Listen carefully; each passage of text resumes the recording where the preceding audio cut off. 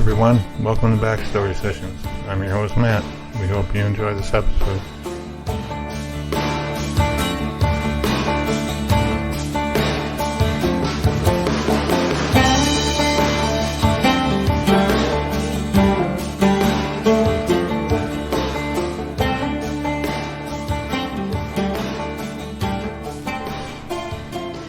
Hey everybody, it's Kat, and I want to welcome you to this episode of Backstory Sessions. I'm joined today by my co-host, Matt. Hey Matt. Hey Kat. Hey everyone, how are you? Here we are, Season 7, Episode 1. That's right, yeah. It's good to be back.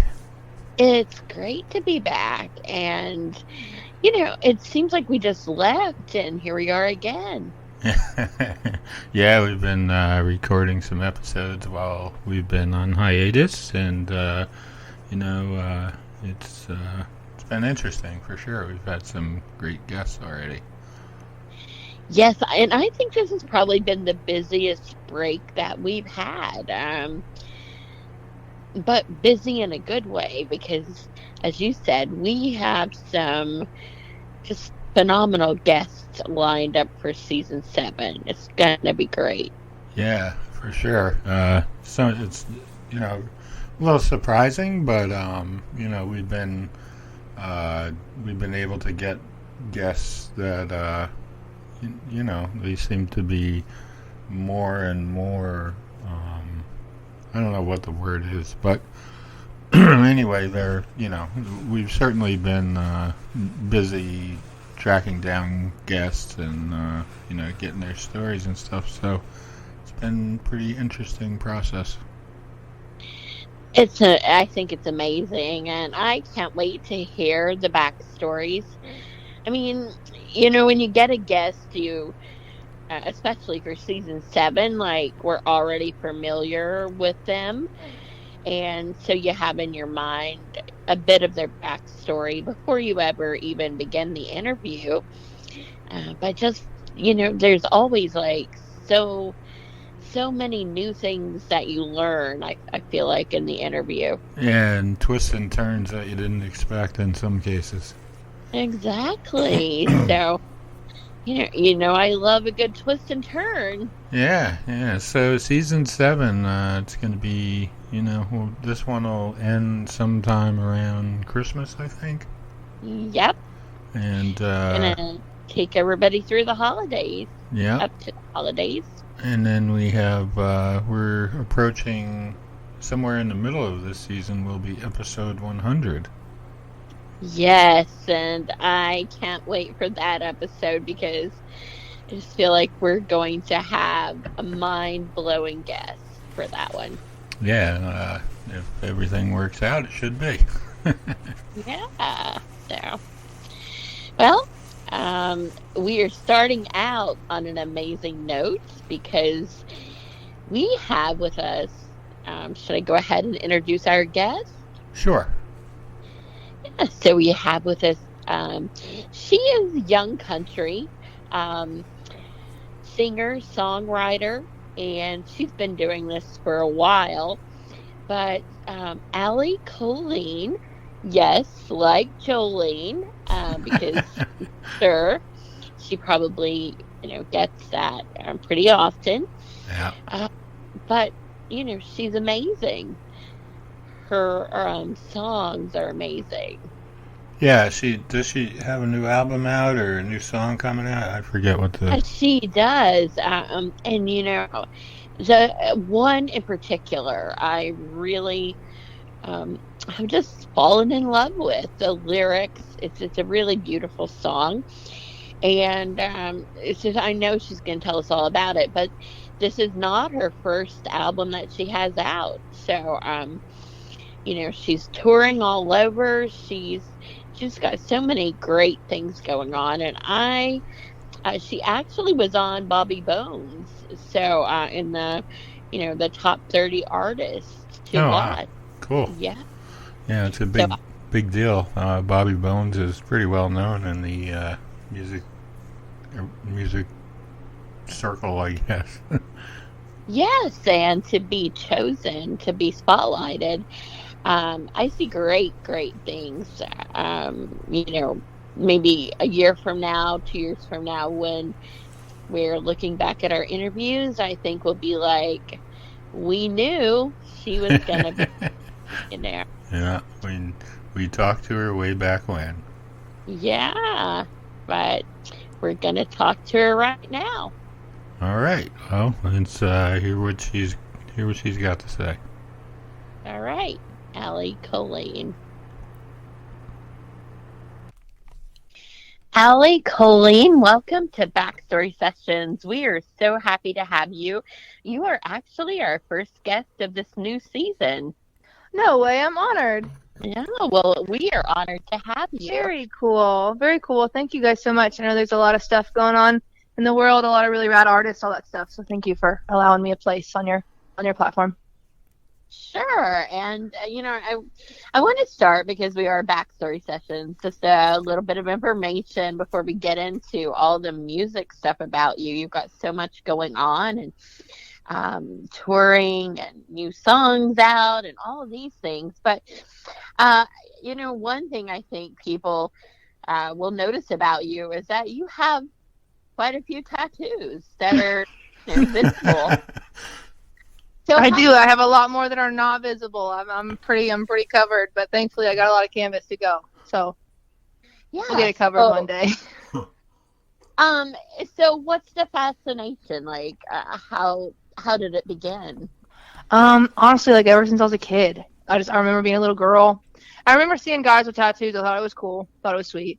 But I remember like seeing women with tattoos and just thinking like, that's so cool, because like so many women, I feel like, we feel how we feel about how we look, and oftentimes I think there's quite a long time of our life that our opinion is not the focal point, to the answer to that question for us. And I just felt like as a young kid, just seeing women just covered in tattoos with whatever they felt like was important enough for them to put on their body, I just thought that to me is somebody who wakes up in the morning and puts on what they want to wear and they walk out of the house. You know what I mean? And I've always like really, really admired that. And there's a lot of things that I care a lot about. And just being a creative person, there's a lot of like art pieces that I care a lot about. And so I started with both my sleeves. I think I got a thigh tattoo as my very first one. It's an elephant painting that I did myself. So that was kind of cool that like I drew my first tattoo. And it's on my thigh. And then after that, I just started with the sleeves. So I've got a color sleeve and a black and white sleeve. And I get a lot of questions about my flowers. I have a full flower sleeve, and I have a flower for everybody in my family. So, and it's on my right hand. So like there's not a hand that I shake in this town or on this planet where I don't see all of the people, that kind of matter to me, in these interactions. And so a lot of them just mean a lot to me. And I'm very, very happy to represent them and what they mean. And they look pretty cool. Yeah, for sure. And I think it's very interesting that you use your creativity, not only through your music, but also that visually. I'm sure that as you're meeting people, this is a great way to have a conversation with them, or maybe to bond with new people. Absolutely. Yeah. So it's very disarming for a lot of people too. I think when you don't look like everybody else, I find that you often find a hole for yourself sometimes. And I find that in country music, there's certain pigeonholes and certain, boxes to fit into, I think sometimes that people imagine. And it just seems to be very disarming about me, like just from the get-go, I'm already just different. And it's been very cool, and it has started a lot of conversations. I have a firefly on my neck, and I get so many dragonfly gifts at my shows. So many people bring these very, very kind, sweet dragonfly gifts to my shows, and they have the same little Christmas morning face when they give it to me, and they're like, tell me about the dragonfly. And I just kind of look at them for a minute, and I just tell them this story about a firefly, and the whole time they're hanging on, like waiting for that dragonfly to come in. So I have a whole little shrine at home of dragonfly gifts that I've just put like a little sequin on the butt and called it good. So how does that make you feel that the fans react in that way to you? I think it's so kind. I think it's amazing. I think time is like fleeting for all of us, and I don't mean that in a morbid sense. I just mean that none of us can get enough of it. It seems like, you know what I mean. We're always running behind. We're always doing our thing, and so the fact that people show up to my shows just blows my mind to this day. I don't think I'll ever not be surprised that like people come to listen to my stuff. But more so than that, they came, with a full intention to give me a gift of something that they care about, that they know that I care about. So it doesn't matter if they bring me if they think my firefly is a peacock, it doesn't matter. Whatever gift they give me, it's always, very, very gratefully received. And it just blows my mind, honestly. It's so kind. So did the dragonfly, did that hurt? I mean, has there been one tattoo spot that's been more painful than the others? I won't hold it against you, Kat. It's still a firefly. But yeah. No, that wasn't a good day by any means. The throat tattoo. I bet you I get asked by about 7 people a day if my throat tattoo hurts, and with no preface, right? They just walk up to you and go, "Did that hurt?" And you know exactly what they're talking about. And but it was not my worst. I have cover-ups on like my hips, like right on my hip bones, and that was a good day right there. Well, so with this creativity that you have, and you say that you plan to get more tattoos. Oh, absolutely. So, do you find that, I mean, where does all of this creativity come from? Have you just always been a creative person? I have. I've always been a creative person, and I've always been a weird kid. Always. It's always kind of always been very present to me that I'm not necessarily like the people around me. I'm obsessed with just little hobbies. I call myself a manic hobbyist. It's my thing. I often don't return to a project once I finish it. I just like to know that I can do things, and I like to learn how to do things. And then usually after that, I'm good. Like songwriting and music has only been like really the one very consistent hobby that I have. I love drawing. I have my seasons with it. Right now, the whole world, it's interesting. I feel like Halloween is happening sooner and sooner every year, and I'm here for it. Everyone can whine about Christmas decorations coming out in January for the next year, but I will never whine about Halloween decorations coming out too early. So like right now, I have a bunch of random ass little, things around my house that I'm making for decorations for Halloween already, and I love it. I think it's a very expressive outlet for me, and I don't know why, but I hope it doesn't go away. Well, as a little backstory, Matt and I met on Halloween. So no way. That's right, we did, yeah. So you must kind of be pumpkin our babies, kind, right? Absolutely. I love Halloween. It's my favorite thing on the planet. I do like gore cosplay makeup and like special effects makeup, like for fun. Anyone who follows me on social media and all those kind of things, we posted an entire photo shoot this week of just this like nymph elf character that I made up, that we went and we found this old busted up limousine in like a pasture and just took all these really rad random photos as this nymph, and it was so cool. And I'm just a weird kid. So how does the weird kid end up in country music? Like, you grew up in Oklahoma, and how do you make that transition to Nashville? I knew that I wanted to come to Nashville, very early on. I chose music as a career path when I was like 8 years old, in the sense of I've set aside 6-8 hours a week to sing since I was a little kid. Just fell in love with it, fell in love with guitar when I was like 14, and I've always been a writer. I love stories. I love creating narratives, and I love validating other people's narratives that maybe aren't talked about as much. And you talk about storytelling, country music can sound like whatever it wants to sound like as far as I'm concerned, but it has narratives. You know what I mean? Like most of us, all of our favorite country songs, we know what the characters look like. From the moment that I heard "Don't Take the Girl," I knew what all those people looked like in my head. You know what I mean? And created backstories for them myself, and things like that, and just really, really cool stories and weird stories, right? That some people would never really have a reason to relate to, but do, like Fancy, and like the night that the lights went out in Georgia. Just these crazy narratives that like you wouldn't really think have a place in a lot of people's lives, and people relate to those songs however they see fit. Right. And as a storyteller, there was never a question for me that country music was my place to be. Loving to write narratives and validate narratives. We have a university here in Nashville, Belmont University. And to me, it's just always looked like the big white Disney castle on top of like Music Row, like just the coolest place. And so I decided to go there in like 8th grade. I didn't look anywhere else. And so when I graduated high school in Oklahoma, I moved to Nashville and I got a degree in songwriting, whatever that means. And it was awesome. And just so grateful to get to do what I do and to get to create the stories that I get to create. So after you get the degree, how do you approach making your career go to the next level? I made a deal with my family very early on because education is very important to them, and it should be. And so I made a deal with my family very early on that I would get my degree, before I really pursued music in the sense of releasing music, kind of performing by my own artist name, those kinds of things.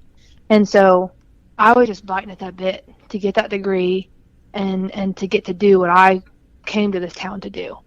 And so with that said, we really kind of took a year and we traveled as much as we could, and we did the bar gigs and the cover gigs and the 3-4 hour sets and everything. And it was, you learned a lot, and I learned what songs to play and what songs not to play, but the whole time just biting on that bit to be able to play my stuff. So I think that was the big elevating moment for me, was when the shows turned into Allie Colleen shows, opposed to, we've got a Nashville recording artist coming to town to play some music for you guys tonight, kind of thing. And Right. So when the set became like Allie Colleen music and the narratives that I care about and the songs that I wrote, that was a very big elevating thing for me personally. Did your family try and steer you into something else, like, oh, you should be like a engineer or something, and then, They never tried to really steer me into something else in the sense of away from music, but it was very important to my family very early on to understand what it's like to do what you don't want to do right, for the rest of your life. So I think I got my first job at 15, outside of the first job that I had considered myself, which my parents paid me and my sisters to build like a bridge and to do construction work on our property so that we could get the tractors from one side to the other, without crossing the creek. And we built this 75-foot compression bridge, and I was 12 years old. wow, And we got to drive like the 2-ton dump truck over it when we were done, kind of thing, and see what our work did. right. And again, really learn, I do not want to be building bridges for the rest of my life, honestly, ever again, And so, we were put into summer jobs, as soon as we could drive. That was kind of our little rite of passage to get a summer job. So we did all the waitressing, Mm-hmm. all those kinds of things. But never as a career path. No. Did my parents ever discourage me doing music? All my sisters we've just always been encouraged to do what makes us happy. Mm-hmm. And I'm very grateful to have had 3 parents that really encouraged that for us. Are your sisters in music as well, or no?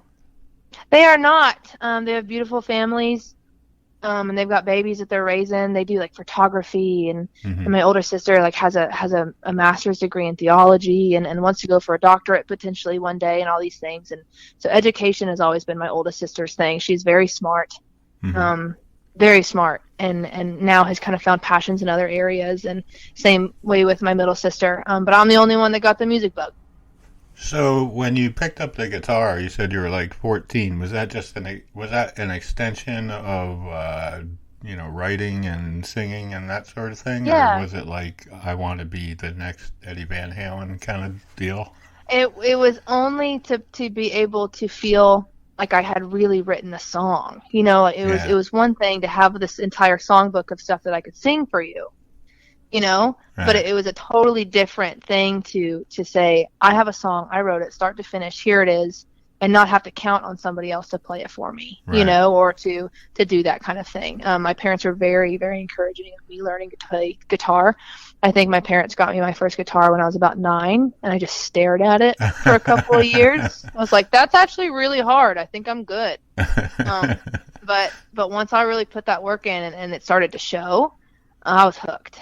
And guitar is not my strong suit by any means, but my guitar is my best friend. I meet a lot of kids on the road who are just starting to learn. Yeah. And I just always encourage them. I'm like, man, if you stay with it, this will be your best friend. Like this will be your person. You're going to spend time with this thing, and it's going to know you, and you're going to know it, and you guys can really lean on each other in seasons when you need to. And I'm very grateful for that. My guitar's name is Betsy. She's my girl. What kind of guitar is it? You named it. I name all my guitars. Every single one of them. They all have names.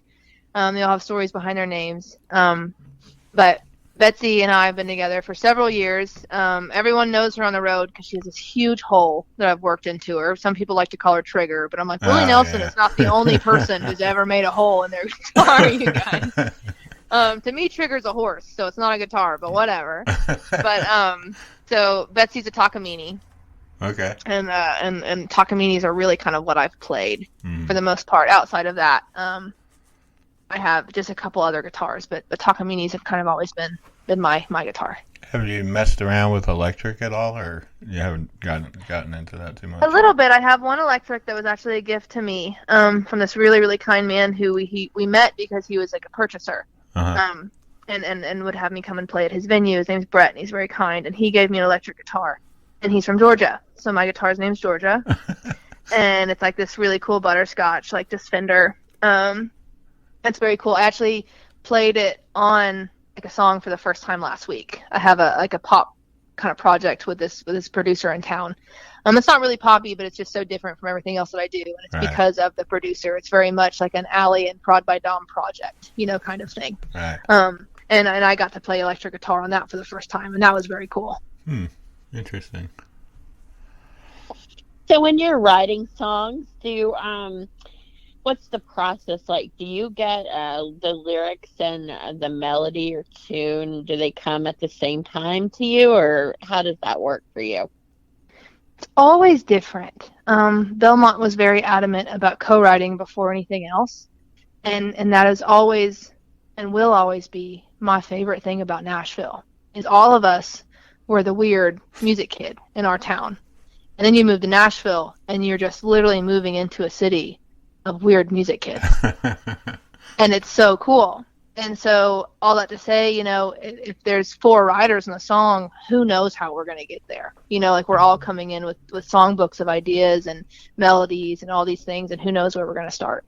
But for me personally, like when I write by myself, it tends to start from a melody that's in my head that I write the lyrics over, and then just try as best I can to get as close to it as I can on guitar, and kind of start from there. But everything just comes from all different places. I hear songs in my sleep sometimes, and if I manage to wake up and do a voice recording of it, I'll listen back the next day. It's always horrible, but sometimes there's like 1 or 2 that I'm like, oh, that was actually good. Thank God I woke up and got it down. But it's always different, and it to this day continues to surprise me, how we get to the end of a final project. Do you remember the first song that you wrote? Absolutely. I when I get to do these theater shows where it's kind of just me, I very much emulate one of the favorite shows that I've seen, and that's just kind of how the artist just kind of takes you from their influences to that first song they wrote to where they're at now, kind of thing. And I will play this song. It's called Sweet Melodies. I don't know if you're familiar or not. There was like a blog, social media thing called Tumblr that I was on when I was like 14. And I remember I met a kid from Long Island, New York, who wrote poetry. Oh my gosh. And he wrote a poem about me because we would like Skype each other and like whatever. We were like kind of like pen pals, but not. And his name was Steven. So most of my audience knows this song is Steven's song. But it's called Sweet Melodies. It's literally a chorus of the same 2 words 5 times. You know what I mean? Like it's a good song to really show the growth of the songwriting process. I can tell you that. So what did Steven think of this song? Oh, he loved it. He was very, very kind. And I think to this day, we follow each other on social media. And every now and then, my high school soccer group will comment on lives and stuff. They're like, play Steven's song, because obviously it was the first song they ever heard me play, and probably the only one to this day they even know of mine. You know how it is. I don't know that they really follow me now, but they remember that song. And so it's just very cool, kind of the lifeline that songs can have for different people. And to think that I made it up in my bedroom, one night and I really cared about it. It's just wild to me. Have you written a song you didn't like? Yes. And people love it. And I hate that. I will go to shows and have this one song called Not My Pasture requested, and I'm just like, gosh darn it, I do not want to play that song for you guys. Like, I don't even want to do it. And for a while it had a big lifeline for me, but it's one of those just kind of goofy songs, you know what I mean? And it's fun, and it's a sing-along of a curse word, so everyone's into it in the bar, you know what I mean? Yeah. The hook is like, not my pasture, not my BS kind of thing, and then we just sing the S word for the entire chorus. And it's just like a big goofy sing-along, and it's fun. But I have seen a couple artists, really launch that kind of goofy song. And then you go to their shows and everyone just waits for that one goofy song. And it kind of really discredits, all the meaningful stuff that they get to write about. And I know some people can make an entire career off of that kind of stuff. And it works out for them. And not putting that down at all. But I don't want to have to sing Not My Pasture at every single show for the rest of my life. So what is it that, so is it just that you don't like about it, the fact that... I just don't think it represents me as an artist. Like, it's not on brand for me. It's not anything like that. It's just a fun song. Anyone in the world could cut it and sing it, and it would just be a fun bar song. You know what I mean? And I would love it if somebody else would. If some other artist would give it a life, please. Please, go for it, you guys. Consider this a pitch. Anyone out there, if you already are into it, take it, please. But I just don't think it represents me and what I do. Well, and it's already, got a following. So unfortunately, yes. So what is your favorite song that you've written? Oh, they're all your babies, and they're all different. And I think it's always probably the most recent one. But I can think of a couple that I'm just very, very proud of. When it comes to narratives, we have this song called Make Me a Man. And the whole chorus is about this little girl just being like, God, will you make me a man worthy of my mama? And it's that song for us kids that grew up in divorced families. And I was very lucky to see my dad and my bonus mom fall in love. I kid you not, every freaking day of my life. It is ridiculous. They're disgusting. They love each other so much, and it's beautiful. And I never felt like I got to see that from my mama. And that really, really bugged me as a kid. And so getting to write this song about something I care so much about, and then go play it on the road and have little babies as young as 6-7-year-old look at their parents and be like, this is your song, Mom, or this is your song, Dad. I just bawl. It just kills me. So songs like that really matter, that are different. There's another song called Well Enough Alone that is not a personal song for me, but Kimberly Atwood and I just sat down and we wrote this song about this little girl who had to look at her dad and be like, hey, Mom and I, we're well enough alone, dude. You've made your decisions and you've made your bed, and it's not in our house, so you can go do that, and it's a tough one. But I meet women and men all the time playing this song who's like, that was my childhood, and I hate that for them. But they get 3 minutes to sit in that reality, and validate those feelings. And what an honor is that, to get to do it. So a lot of songs that we're very proud of. And this is the last one I'll mention, but we very recently shared a song on TikTok and Instagram, and it's called Honest Man. And I think that, maybe my generation isn't so different than other ones, but there's a fierceness in women around me right now that is just incredible and encouraging. And I think that men deserve wholeheartedly to be pursued. If I'm ever lucky enough to make people and have kids, which sounds absolutely terrifying. I want my son to know that a girl can come up and ask him on a date, and he doesn't need to feel belittled or anything. He just needs to feel honored and pursued, and he deserves that. And if I'm ever lucky enough to have a daughter, I want her to go get whatever she wants without hesitation, and whoever that is. And so we have this very cool song called Honest Man that we're kind of teasing at a lot of live shows right now. And it's just about a woman proposing to a man, and it's like, hey, you say you love me, you say you want to spend the rest of your life with me, I'm going to make you an honest man. Will you marry me? And it's very cool, and it's been very cool to see the response for it and people wanting to use it in their weddings and stuff like that. And so again, when it comes to country music, just narratives and stories, like they're so special. It seems like that's the theme of the songs that you're mentioning that are important to you, or ones that tell that story that people can connect with and maybe have a greater purpose than just the music. Yeah, I think that music has its place in every single situation in life. You know what I mean? That's why it's played at restaurants. That's why it's played at funerals. That's why it's played in church. That's why it's played behind movie scenes. You know, some of the most important movie scenes would be nothing without the song behind them. And music is our country's largest export, as much as some people don't like to view it that way. And it's so important. And I love radio. I'm very grateful for radio and the support that it's given me, and the ability that it's given other artists to have their voices. But for me personally, as a listener, I'm not getting any nourishment or vitamins or substance right now from the narratives that are being played. I love the songs, don't get me wrong. They'll be stuck in my head all day long and I'll be singing them, but they're not really helping me get through something. For the most part. And I don't mean that to discourage anybody else's artwork, but I'm very excited for country music to kind of make it shift maybe and come back around to these narratives that aren't just parties and alcohols and trucks and, you know, shorts and fishing and that kind of thing. And there's nothing wrong with those. Some of those are my favorite songs. I would just love to see a more variety of narratives, including the ones we have now, because they are rad songs and I love them. So social media, what role has that had in your career? Do you feel a pain in my backside? Oh my gosh. It's great. Honestly, I love it. It's so wonderful. I don't know what we would do without it, but screw that stuff. It's so frustrating being content, you know, and it's very frustrating. Because there's such a visual response, I think, that people maybe don't understand is happening as far as just conditioning in our brains and how they go. You know what I mean? I'd be very surprised if a lot of people love what they love without seeing that validation already on the post of, this is a viral song, it has to be good. Or this isn't a viral song, it has to be missing something.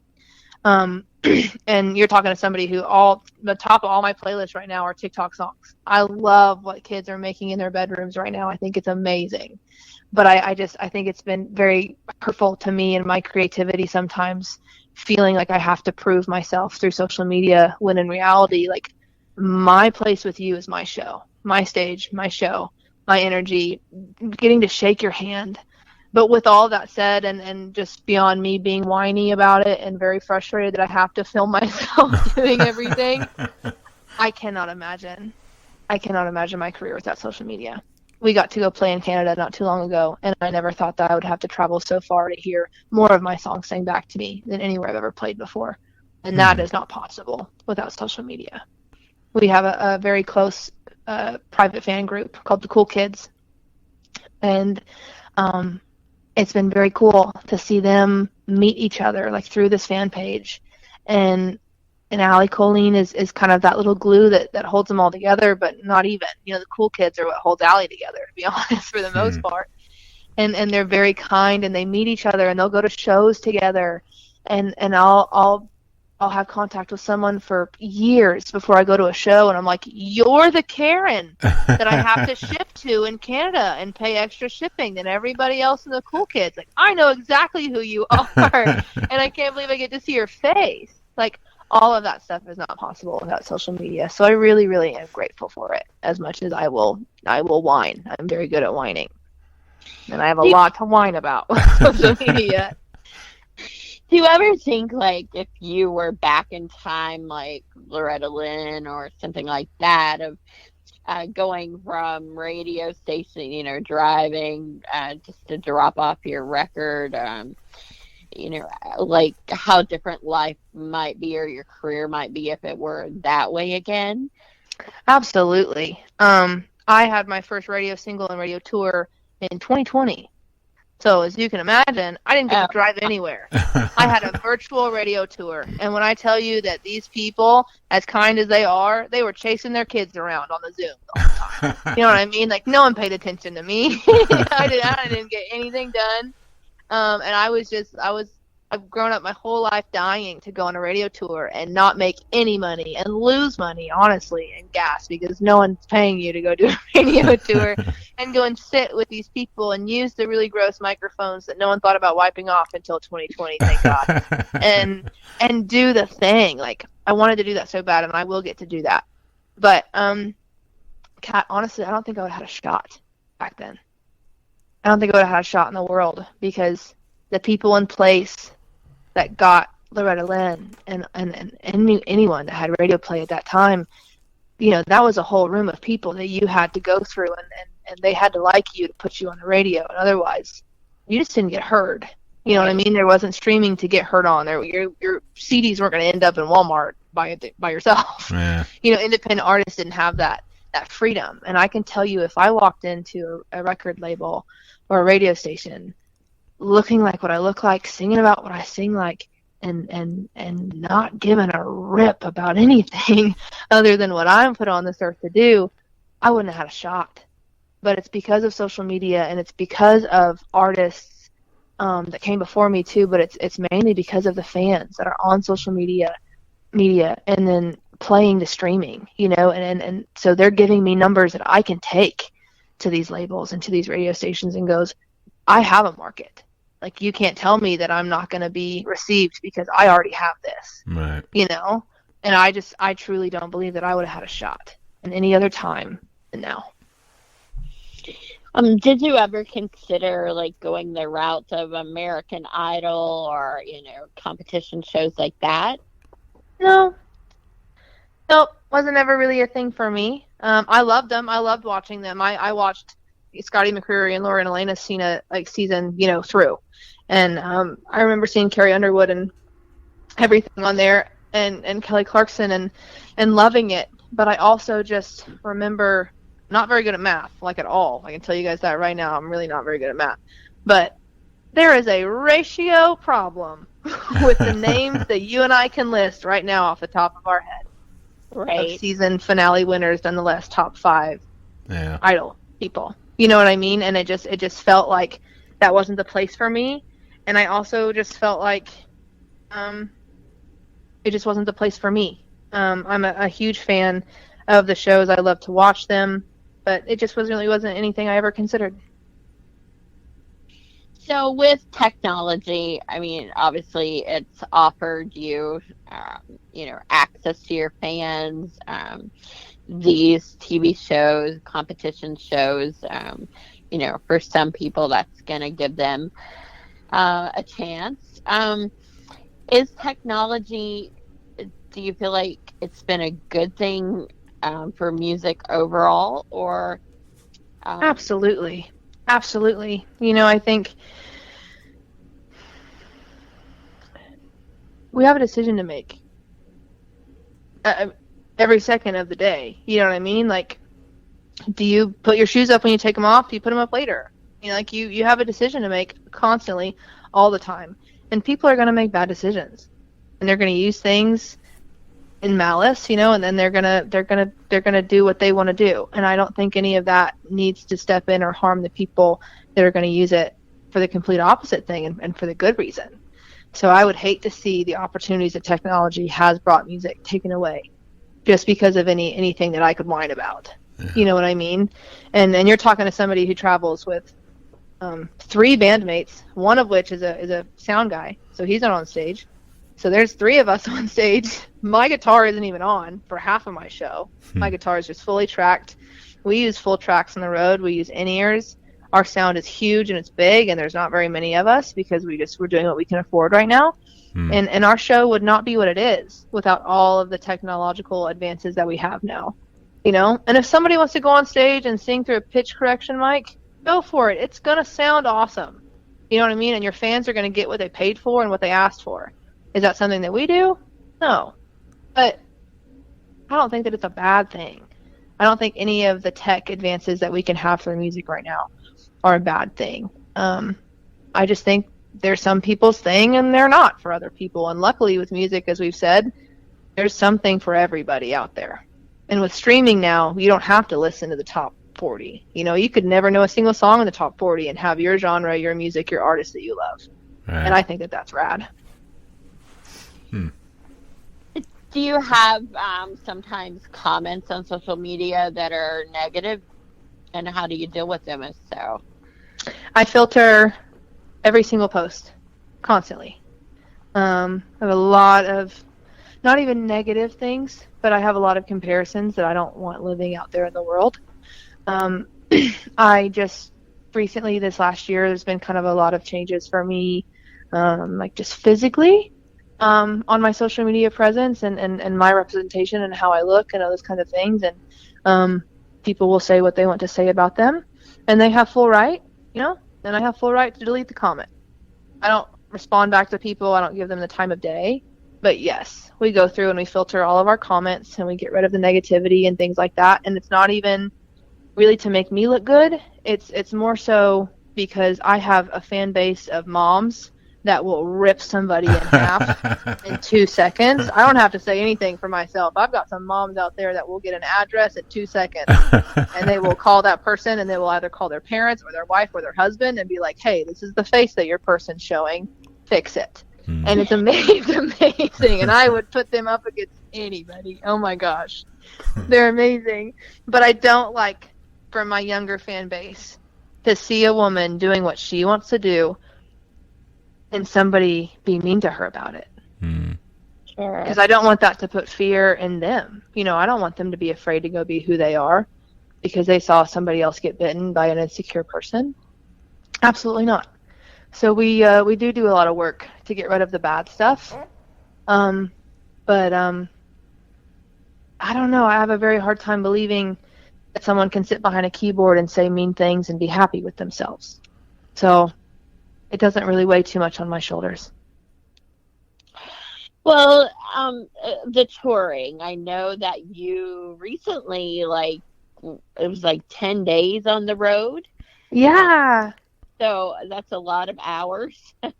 What's it like on the road and the tour bus for extended periods of time? It's very fun.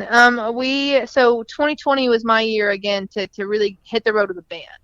Up until then, I'd played solo acoustic shows, so it'd just be like maybe me and like my little brother going on the road and him helping me sell merch or whatever the case was. You know, it was very easy, simple stuff. And then when the band stuff came in, we had a full tour lineup that we were so excited about, and we lost it, just like everybody, you know, lost something in 2020, and we didn't get to do it. And so since then, we've been kind of making up for those dates and circling back around to those venues who were kind enough to give us a chance and then hopefully give us a second one to reschedule, and almost all of them have. So it's been amazing. We rent a Sprinter van and I own a trailer, so we're not to the bus level yet. We have a van. Sometimes we're lucky enough to get on Outdoorsy and get us a van that has some bunks in it. That's a big deal for us. That's some five-star roll-in right there. And it's just amazing. Very rarely do we have any time to do anything. So this 10-day run that you're talking about, it made absolutely no sense, and it was freaking radical. We started in New York, and then we went over to Pennsylvania. Very easy, 3 hours, awesome, amazing. Then we had 48 hours to drive 30 hours straight to New Mexico, play a show. We had 48 hours to drive 27 hours straight to Minnesota. I know exactly what you're thinking, and you're right. And it was awesome. And then we hit North Dakota, and then we came home. So it was 10, 12 days on the road, 5 shows.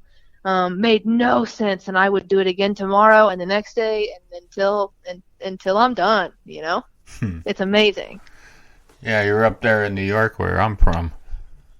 Oh, really? Yeah, I grew up in that area, New Paltz. Very cool. Yeah, we were in New Paltz. I don't know what it's near. I think it's like an hour from Albany maybe or something like that. Yeah, is that a thing? ish. Yeah, it was very cool. We got to play county fair. And New York has been very sweet to us. We got to play a lot of like countryside kind of New York thing, and they've been very cool. being from Oklahoma, it always surprises me how those northern states receive country music. Like, they love it, and Yeah, they're yeah. awesome crowds to play for. And I just don't know what I expected, but it wasn't that. I didn't expect anything like mean or negative, but I just thought maybe like they'd like us or they wouldn't. But they love us. It's been awesome. Yeah, yeah. It's pretty diverse up there for sure. Very cool. I hear you're going to Denmark. Is that true? Yes, I get to go to Denmark next week. Wow. There's a Nashville Nights songwriting festival. I was supposed to be on it last year, but some COVID policies changed about a week before we were supposed to leave, and we weren't able to go. So I get to do it this year. I'm going with a lot of writers that I already know, and then some writers that I don't know.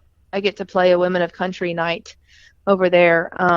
That's a kind of a full band setting that a lot of us women get like 2 songs. Right. And I've got 2 women that were my women growing up. One was Jody Messina, and one was Jamie O'Neill. And Jamie O'Neill is on this night with me. Awesome. And I'm already shaking in my boots. I'm so excited. Oh, I can't wait. And you talked about tattoos earlier. I was lucky enough to do 2 study abroads when I was at Belmont in college. And on both those study abroads, I got tattoos in London and I got tattoos in Ireland. And so I don't know what I'm getting, but I'm going to do my best to come back from Denmark with some new ink. That's awesome. Follow on social media to see what you get. Yeah. Yes, please do. Keep me in check. I love to be right, so now I have to do it. You heard it here first. Right. It's kind of odd. Like the thing that stuck out to me was like Nashville Nights in Denmark. Yeah. Isn't it weird? Yeah, it's interesting. I mean, Kind of a common thread with me. Do some weird stuff. yeah. Well, I mean, hey, if it works. Yeah. So go ahead, Kat. No, you go ahead. It's No, fine. no, I insist. I was just gonna say, like you mentioned, 2 female artists that were significant to you growing up. Who's your all-time biggest influence female artist? All time would probably be Ashley McBride. Just Oh, because of, I mean, for every reason ever, obviously, but, she really showed me, that we can do this, be it looking like what we look like, singing about what we sing like, being a little different than everybody else, and seeing her do it unapologetically as herself, and in her time that they finally took her into it. I think she was much later in her game than she should have been when she got some of the recognition that she got, because she's been talented since she could crawl, and getting to see her do her thing has always really encouraged me to just go and be Allie. It's very cool. I get some questions sometimes if I'm, trying to emulate Ashley or trying to be Ashley or any kind of way like that. And I'm like, no, Ashley showed me that I could be me. That's awesome. Yeah, she's great. I love her. I hope to get her on the podcast sometime soon. So if you're out there She's listening. amazing. If she's listening though, I would think like that's the biggest compliment that someone could pay to you, to say that you made it feel okay for them to be them. If she is listening, honey, I know we had our one day where we were supposed to write and we just drank tequila, but I would really like a song with you. So let's do it all again and be more productive this time. I heard there's a story about her that she was doing something for Dolly Parton, and she apparently she got fired or something because she started her microwave on fire. I want to hear that story. Ashley did? Yeah. Dang, I want to hear that story too. She was a Well, teenager. when you see her, you ask her. When I see her, I'll ask her. All I'll right. see who can get it done first, but I'll report back for sure. Cool. Yeah. So, Allie, do you have any stories like that? Have you set a microwave on fire or any, this hat? No, the silliest thing I think I've done yet, in the sense of being caught about it, was I think I had an entire show where all night I kept screaming about Friday night, and it was Saturday, But nothing too crazy with me, not yet at least. I've been pretty guarded on messing up, but I'm sure I'll get lax about that one day. Well, it's Friday night somewhere, I wasn't wrong. I was just wrong. Is there anybody that you're looking forward to working with? Um, this most recent project that we put out a song in May called Halos and Horns, and we just put out a song, um, in August. That was the last month we were in, right? I think. Mm-hmm. Yeah. Called Feels Like, and we have one more song coming out from that project. Hopefully, we'll get in the studio and do a couple more. But the producers on that project are just people that I'm a huge fan of. So we had Lee Bryce and Jared Neiman were the producers on our most recent projects, and Awesome. we have a song coming out later in the year that has an artist on it that I'm absolutely excited about. I have a duet that came out last year in August with Carter Winter. That is just, in my opinion, probably one of the best like country love song duets on the planet. And I know exactly the ones that you thought of in your head right now. They're like, couldn't be better than that one. I'd put it up against All it. right. No gloves. Let's go. It would. But all that to say, going forward, that's kind of been a thing for me. I know some people like to be the best in the room and prove that they are. Right. I will always try and be the dumbest, most untalented person in the room, because that's how I learn, and getting to be around these people that are so talented and have had so much success in their own way. Yeah. There's just no way where I get to leave that day empty-handed. So I don't know who it's going to be, but I'm very excited for everyone that I'm going to cross paths with going forward. Mm-hmm. Well, so I did want to talk to you a little bit about Feels Like, which is a song that you mentioned that you have. So the images in it are beautiful. The whole song is very, a very interesting and beautiful song. But I like the imagery that you use. So I pulled out just some of them, like fresh sheets out of the dryer. What is it about that that's so warm feeling or happy? Right. Yeah. So love songs can get a little tricky for artists sometimes, because I don't know how much the listener really considers this or thinks about it, but there are a lot of love songs that you write in a season where that's not your partner anymore. You know what I mean? Or that's not, it didn't work out. It's not that these songs, have a bad taste or anything like that. It's just, they can grow a little stale sometimes, or they don't, or they just, your co-writer wrote it. It was a co-writer's idea. You love the idea of the song, rock on, let's go. But there's always a very interesting thing behind love songs for me. And I just wanted a love song that I could sing for the rest of my life and know that every single memory in it was always going to feel good and taste good and represent me well. And that goes back to all those moments in my childhood, when I felt more loved than ever. And there's just something about it that no one can deny getting into the bed with clean, warm sheets and not just feeling something. You know what I mean? It doesn't even have to be for a person. It just feels good. And so there's fresh sheets out of the dryer. There's mama's hands in my hair. When I was a kid, I had really bad dreams. And I would actually play with my mama's hair. I would fall asleep playing with my mom's hair. And there's just something about playing with hair and like having your head scratched on where it's just, you feel protected. It's a whole different kind of comfort, and it's a whole different kind of intimacy. And it's special. And so, you have moments like that in the song. One of my favorite lines in the song is waking up as soon as you pull into the drive, but faking your sleep until daddy carries you inside. Yes. Like, what is that about? You can go on a 20-hour road trip or a 20-minute trip to the store, whatever. When you turn on your street, you wake up. I don't know what that's about, but you do. You know what I mean? And just that whole sentiment of, nope, I'm gonna fake asleep so that he gets to carry me inside, and we get to have that moment. Also lazy as hell. Don't even want to get up right now. Like, just loved moments. And so I got to sit down for Feels Like and just make an entire song of those moments where I felt like that, all with the idea of, if you can find a partner in life that makes you feel as safe as you felt when your mom played with your hair, or when your dad carried you inside, or when you just spent a moment after a long day in warm, clean sheets in a protected, sheltered home, like, holy cow, what a person. Mm. And I love Feels Like for that reason, because I get to say before I sing it, hey, if this song makes you think about somebody, you've nailed it. Hmm. And I think it really puts into perspective for some people who they have. And I think for other people, it puts into perspective what they're looking for.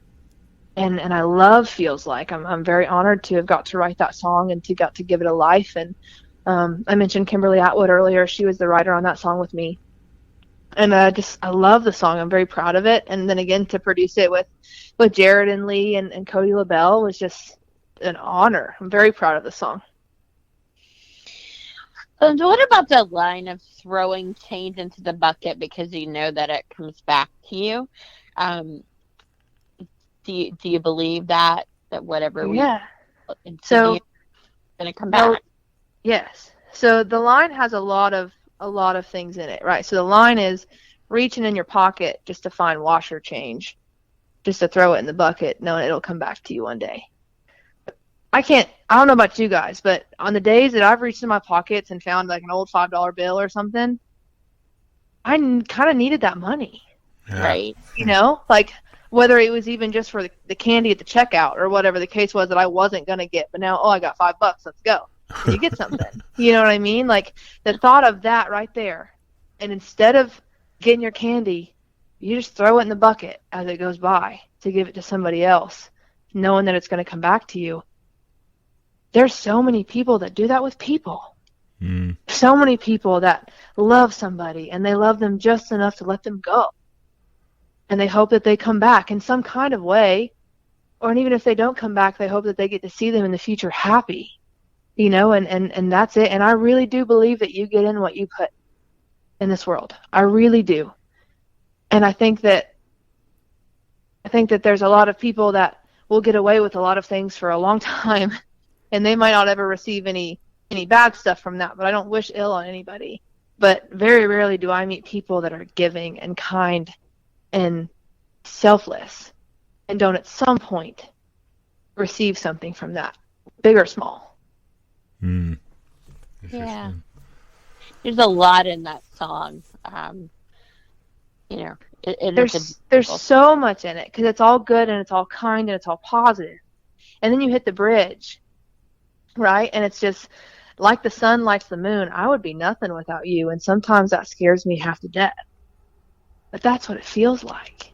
Like that's what love feels like. You know what I mean? Just giving somebody the opportunity to wreck your world and just hoping that they don't. And if they do, knowing it was worth it. That's amazing. There's so many people that will never skydive because it's not worth chancing the alternate. That would, There's so many people that are never going to go and change their degree because they're already this far into it. And there's so many people that are never going to finish a sentence, whatever you want because of this. But I don't know that I've ever met anybody who went through their whole life not risking love and how damaging it can be and how much it can rip you apart. I've never met anybody who didn't chance that. And I think that that's very cool. The coolest of cool, some might say. So, Allie, when you're looking back on your career, like many, many years from now, what do you hope that it's accomplished? How will you know that you have achieved success? What does that mean? I think if I'm happy. I think if you can do this, because the artist life is very hard. It's very hard. It's we talk about love being scary. You're giving everything that you care about, including yourself, to people you're probably never going to meet, and you still care about them. That's very scary. Also, there's a big safety issue with our culture these days and how artists are treated and the violation of privacy and the lack thereof, especially with social media and how it's encouraged to know everything about everyone at all times, even their current location. I don't get to share stories or posts anymore in my front or backyard because people will show up at my house. Yeah. And it's silly, And I think that if I can do all this and make my music and help people and allow people to help me, and I can look back on everything that I've done and accomplished it and be happy, boom, baby. I don't think that's going to be that hard. I know the question was probably looking for accolades or some kind of big I made it moment.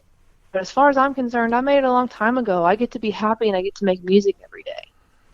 That's a cookie for me. That's a pretty big cookie. I kind of expected the answer that you give me, because you do have a very different feel to me than I don't know. It's just the sense I get from you about. Oh, I hope it's good. Well, it's just, I think it's great that happiness is the bar that you've set for determining, if this was successful or not. Because so many people might get other things, or they might use other measures and be very unhappy. And what is that really? Right.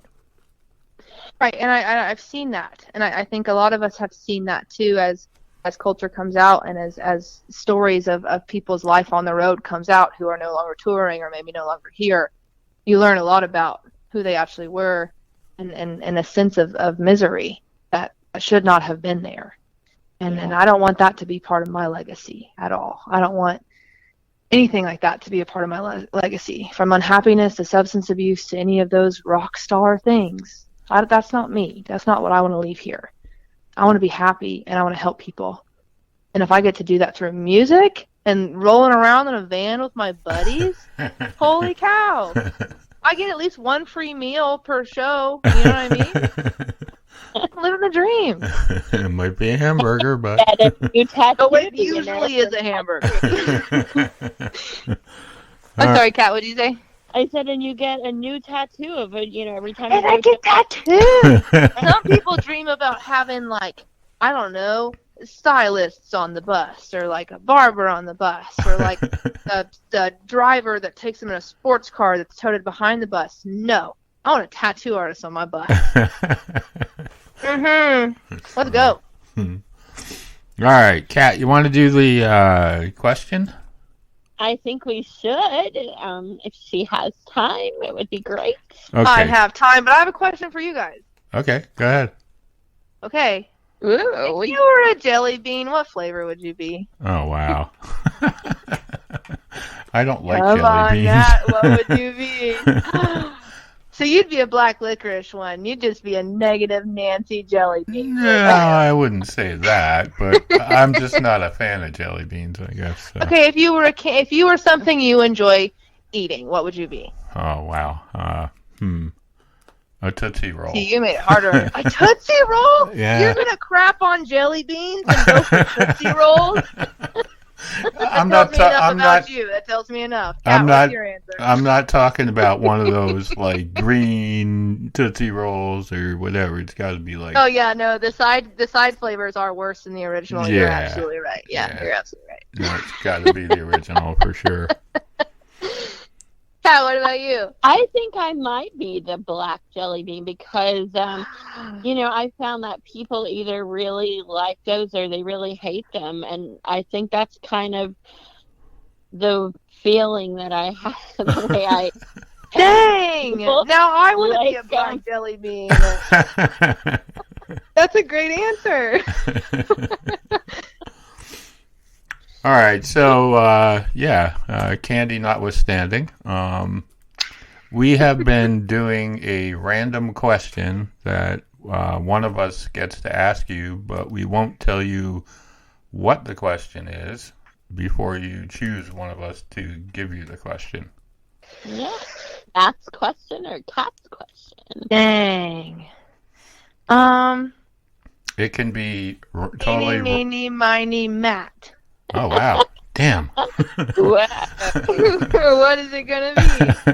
All right, I'll give you an easy one. Cats are usually a little bit harder, so... I changed my answer. Kat, what's your question?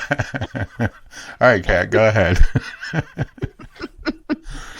My question is, if you could relive any 60 seconds of your life, every day for the rest of your life, what 60 seconds would you choose? Dang. See? The first time I had cheesecake. Wow. Oh, yeah. Oh, yeah. Or spaghetti. Either one. The first time I had, but I think I'm going to go with the first time I had cheesecake. I don't know what I would look like after that. Probably Baymax or something, but hopefully the calories don't count in those 60 seconds. You know what I mean? But absolutely the first time I had cheesecake. Wow, that would be a great feeling for every day. Forever and ever and ever. Now you need like a tattoo, you know, cheesecake, or that hurts. Cheesecake or something. Eating. No, I'm sure you're not supposed to give two answers to these questions, but it would either be that or like the first time like I full out ran like on a horse. Oh, okay, cool. Yeah, either That's of those one. moments. Yeah. Put me on a loop. That'd be amazing. That would be cool. On a horse riding cheesecake, that's a whole different thing. On a horse riding cheesecake while you get a tattoo. On a horse eating cheesecake, yes, exactly. Yeah, sorry. All right. This is great fun. I've loved having you as a guest. Thank you. Such a unique perspective that you have, and you know, it's just it's fascinating. Your songs, they touch me a lot. My own dad was a truck driver. I think I even commented this on your page once, but you know, when he would come home, like that'd be, you know, the greatest thing to see my dad after he'd been gone for weeks. Absolutely. So I can definitely relate to him, you know, carrying me inside, because every moment that I got to spend with him was, you know, I just, that line of all the lines is definitely a feeling I associate with love. So You say that you got to spend with your dad. Do you still have your dad? I do not. You do not? Yeah, so that is, you know, the opposite of what you're saying of the greatest feeling of love. It's also the greatest feeling of loss. Absolutely. Well, I learned a lot of really rad things from my dad, but my biggest one is always this sentence, and it's that I know that you still talk to your dad, so you tell him hi for me. Right.